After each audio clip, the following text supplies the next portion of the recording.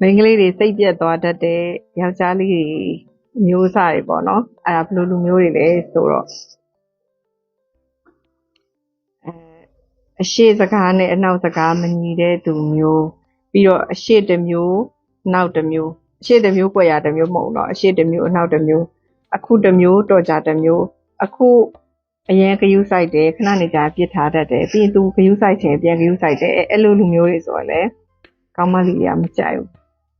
ဒါလင်မယားအကြားမှာဆိုလည်းအဲ့လိုမျိုးပဲသိလားလိုတဲ့အချိန်မှာသုံးတယ်ဆိုရင်လင်မယားအကြားမှာလည်းမိန်းမတွေကမကြိုက်ဘူးနောက်တစ်ခုကကြာမိန်းမတွေကျမတို့မိန်းမတွေအကြိုက်ဆုံးရပါလဲသိလားစကားပြောရတာအရန်ကြိုက်တာကျမအစစကားပြောတဲ့ခါကြလို့ရှိရင်လေယောက်ျားကနားထောင်ပြီးယောက်ျားကလေသူပြောတဲ့စကားကိုဒီနားမထောင်စိတ်ပါဝင်စားသွားတယ်နားမထောင်ဆိုအဲ့မိန်းမနဲ့အစင်ပြေဖို့တိတ်အကြောင်းရမရှိတော့ဘူးသိလားပြောချင်တာလေအဲ့လိုမိန်းမတွေကပွားတယ်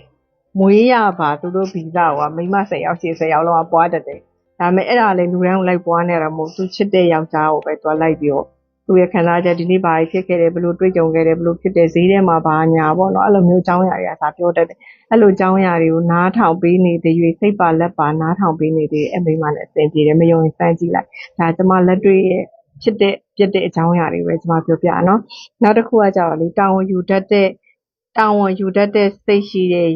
သူနဲ့တာဝန်မယူတတ်တဲ့သူဆိုရင်တာဝန်မယူတတ်တဲ့သူကမိန်းကလေးစိတ်ပြတ်တတ်တယ်ဘာလို့လဲဆိုဥပမာကျမတို့ဆိုရင်နေ့စဉ်နေ့တိုင်းပေါ့နော်ပြဿနာတွေအခက်ခဲကျမတို့နေ့တိုင်းကြုံနေရတာနော်လူတိုင်းကြုံရတယ်အဲ့ကြလို့ရှိရင်တာဝန်ယူတတ်တဲ့သူဆိုလို့ရှိရင်မိန်းကလေးကပို့ပြီးတော့ချစ်တယ်ပို့ပြီးတော့လေးစားတယ်တာဝန်မယူတတ်တဲ့သူဆိုရင်မနေ့ကပြောသွားတဲ့အတိုင်းအထင်သေးခံရဖို့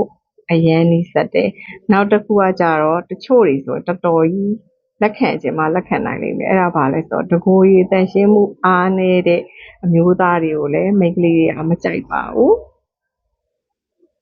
နောက်တစ်ခုကကြတော့ဘောင်ကျော်တဲ့သူတွေမကြိုက်ဘူးမိန်းကလေးတွေကဘောင်မကျော်နဲ့တူလဲကျော်မှာမဟုတ်ဘူးကျော်တဲ့သူရှိရင်ရှိမယ်ဒါကတော့ကျမပြောတချို့ပေါ့နော်တချို့ကဘောင်ကျော်တဲ့ကျော်တတ်လိမ့်မယ်ဒါပေမဲ့ကျမပြောတာအများစုမိန်းကလေးတွေကဘောင်ကျော်တာမကြိုက်ဘူးအဲ့တော့မိန်းကလေးတွေကစိတ်ပြတ်သွားရင်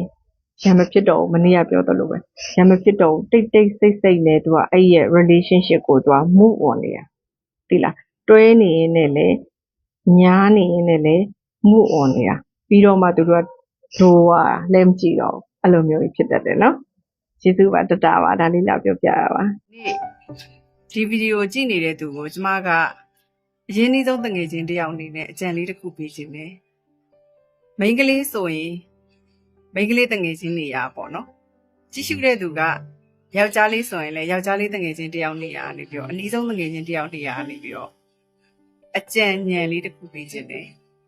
အဲ့ဒါဘာလဲဆိုတော့ကိုနဲ့ပြတ်သွားတဲ့ S အကြောင်းကို social media မှာမကောင်းကြောင်းတွေတင်နေတာတွေကိုရှင်းလိုက်တော့လူတွေက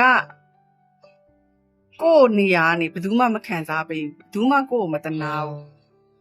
S ကမားနေတယ်ကိုကမှန်နေတယ်လို့လည်းဘယ်သူမှမတွေးဘူးဒါပေမဲ့ကိုယ့်ကိုလေမြောက်ပွဲကြည့်တယ်လို့ပဲကြည့်သွားမှာဟဲ့ तू ကအဲ့လိုကြီးလား तू ကအဲ့လိုလူကြီးနဲ့ဖြစ်ခဲ့တာလားတွဲခဲ့တာလားညားခဲ့တာလားဆိုပြီးအဲ့လိုမျိုးပဲကြည့်နေပါ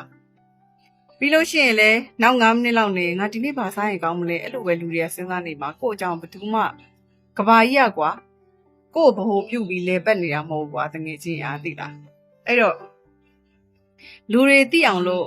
ကိုယ့်ရဲ့ relationship ကဘယ်လောက်တောင်စုပ်ပြတ်တက်နေတယ်ဆိုတဲ့အကြောင်းတွေကိုချမပြပါနဲ့တော့အဲ့လိုလုံးမဲ့စားပတ်စံနေပို့ရှာလိုက်ကိုပိုလာသွားအောင်လုပ်လိုက်ကိုဘဝကြီးပို့ပြီးကောင်းသွားအောင်တိုးသက်သွားအောင်လုပ်လိုက်အဲ့ဆိုမင်းဘဝအရင်နှီးလို့ကောင်းသွားမှာတကယ်ကြီးအားလေးလာပြောပြရနော်တကယ်ကြီးတတ